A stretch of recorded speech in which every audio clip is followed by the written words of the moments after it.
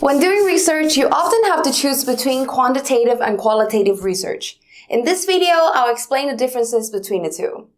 Hi, I'm Jessica from Scribbr, here to help you achieve your academic goals. Let's start with the differences between quantitative and qualitative research.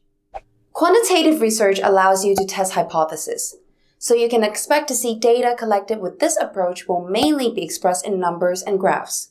It also requires a larger sample size. These numbers are then analyzed through math and statistical analysis. On the other hand, qualitative research allows you to formulate a hypothesis. So yes, opposite to quantitative research, this approach will yield data that's expressed in words and also require fewer respondents. The data is then analyzed by summarizing, categorizing, and interpreting. Alright, now we know the differences, but when to use which? It's very simple. If your goal is to confirm or test a theory or a hypothesis, you're most likely going to opt for the quantitative approach.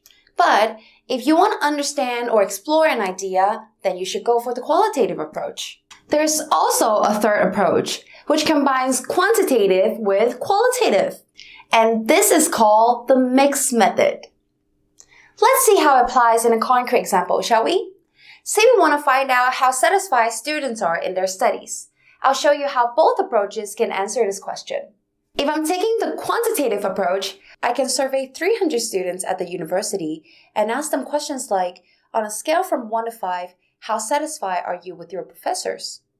With the collected data, I will run a statistical analysis and draw conclusions that might sound something like, on average, students rate their professors 4.4 out of 5.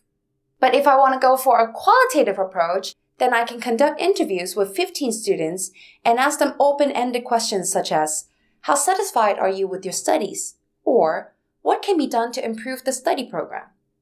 Then, I transcribe the interviews and try to find patterns or recurring themes. For example, something like students would like to have more one-on-one guidance from their professors. For the mixed method approach, you first conduct interviews with the students.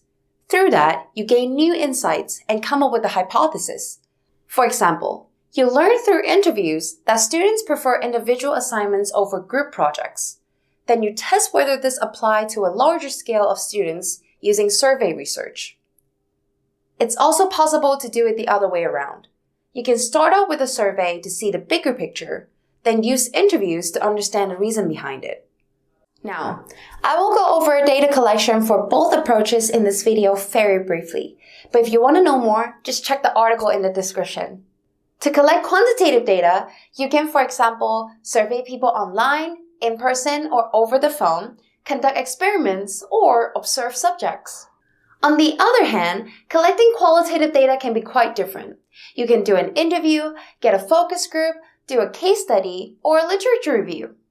And that's it for this video. If you've learned something, give this video a like, and if you have any question, ask away and I will reply. See you in our next video.